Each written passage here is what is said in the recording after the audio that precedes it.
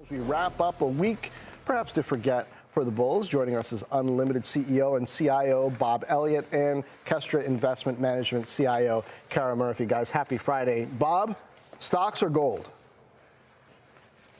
Well, I think stocks are facing a pretty tough circumstance right now. The incredibly elevated expectations that we had coming into the year have come down a little bit with this price action, but so far, the type of fiscal tightening activities that are being expected to be rolled out over the course of the next couple months have yet to really at all be fully reflected in how weak we're likely to see nominal GDP play out. Look, there's some concern about a bit of the tariff volatility, a bit weaker employment conditions than was originally expected, but that's nothing compared to the type of tax policy pay-fors that are likely to be in place, the constriction from immigration, and the significant efforts to curtail federal spending. Kara, diversification is something we're hearing more about these days after quite a run for mega caps and tech. What does diversification really mean in this environment for so many people who are now overweighted toward those things that have gone up so much? Where does international fit in for you, and what about fixed income? I think it's such a great question because for 2 full years, diversification got a bad name, right? Like most of the returns were coming from a handful of stocks that just seem to go up every day. Now, so far this year, we've seen bonds chugging along. We see EFA having a really strong year, vastly outpacing U.S. stocks. So I think it's just a good reminder that, the market doesn't always stay with just a handful of names, and it makes sense to have exposure kind of around the world. So as we look at, sort of like the winners so far this year, I really think it's the diversified portfolio that's coming out as the hero.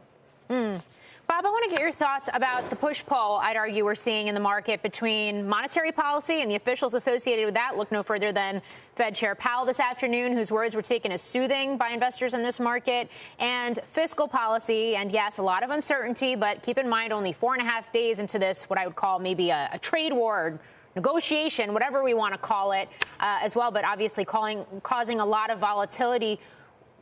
If there's a lot of noise, to use the term that Powell used, how do you cut through that to what's actually taking place and thus what it means for investors?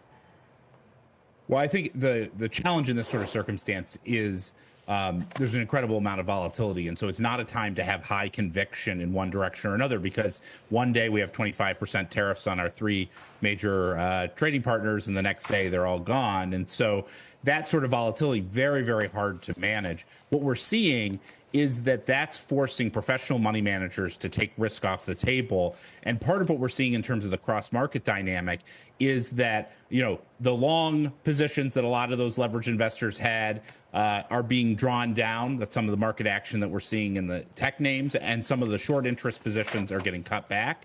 And we're seeing outperformance there as well. And so that sort of environment is challenging, because the question is who is going to be the incremental buyer for risk assets in an environment where there's so much policy uncertainty. And when you get those leverage players pulling back, like we've seen across the hedge fund industry, there's not a lot of incremental bid there that isn't already all in on equities so far. Kara, I mean, it's worth noting that we came into the year and really started the year arguably overvalued for the S&P 500 and quite a few of the stocks that have been outperforming over the last couple of years. A lot of conversations about the broadening out, about the rotation we're seeing in this market between sectors, but also a lot of talk, particularly this week, about the fact that we are seeing a pullback, maybe even, depending on what you're watching, a correction. At what point do you look at this market and you say, okay, we're right-sized, expectations have gotten in line with this moment we're in, and you buy into some of these more perhaps economically sensitive parts of the market? So, you mentioned valuation at the start of your question, and we could have said all of those things a year ago, right? Valuations were looking fairly high in U.S. stocks, particularly among the Mag 7, and then we had another 12 months of those names continuing to do well. So I think having high valuations alone is not a great timing indicator for the market. What it tells us is that expectations are fairly high and that companies better continue to meet those expectations. So we've talked a lot about earnings momentum and how that's really an important driver of the market going forward. And that's where we start to get a little cautious towards the second half of the year, because what we see is Mag 7 earnings continue to outpace the market, but the degree to which they outpace the rest of the U.S. stock market declines. And then we're also starting to see some non-U.S. companies starting to see more earnings momentum relative to those Mag 7. So I do think earnings continue to matter, but where we're seeing that relative strength is going to shift a little bit to other parts of the market.